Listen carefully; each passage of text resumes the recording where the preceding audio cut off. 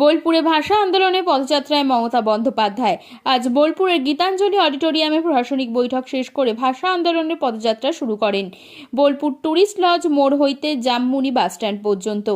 এই পদযাত্রায় হাজার হাজার মানুষ পা মেলালেন। মাননীয় মুখ্যমন্ত্রী মমতা বন্দ্যোপাধ্যায় কবিগুরু রবীন্দ্রনাথের ছবি এবং বাংলা বর্ণমালা নিয়ে পদযাত্রা শুরু করেন।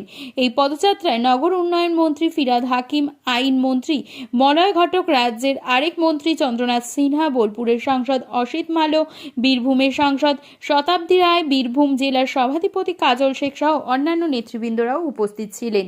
এরকম অনেক ভাষা আছে, আমরা যদি স্বীকৃতি দিতে পারি বড় নিয়ে, তাহলে বাংলায় কথা বলে জেনে রাখুন সারা পৃথিবীতে তার নাম্বার হচ্ছে ৫ম স্থানে। We are in number 5 Bengali speaking people throughout the world. আর এশিয়াতে নাম্বার 2। তাদের উপর অত্যাচার করছে। আর যাকে যাকে রোহিঙ্গা বলে দিচ্ছে, যাকে যাকে বাংলাদেশি বলে বাংলাদেশে পুশ করে দিয়ে এসছে, পুশ ব্যাক করে দিয়ে এসছে, আমাদের জানায়নি।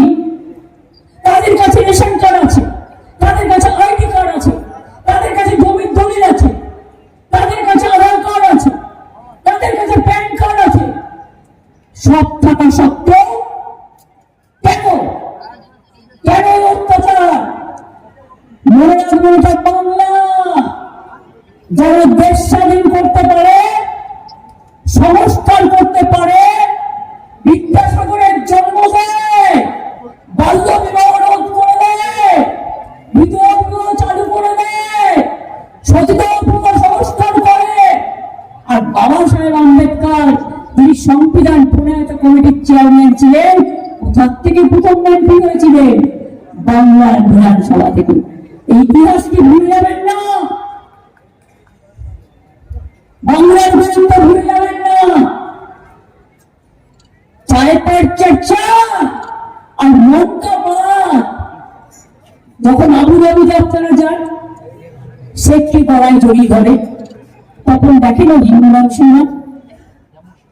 যখন সৌদি আরবিয়াতে যান, জড়িয়ে ধরেন হিন্দু না মুসলমান।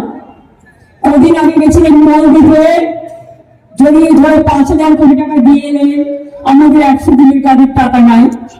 তো তখন ঠিক করে হিন্দু না মুসলমান।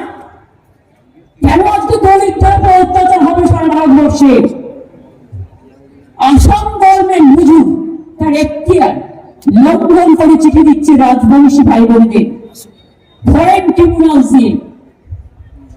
আলিপুরদুয়ারের শীত পরিবার, দীর্ঘদিনের পরিবার, সম্ভবত তপশিলি পরিবার, তার কাছে চিঠি দিচ্ছেন।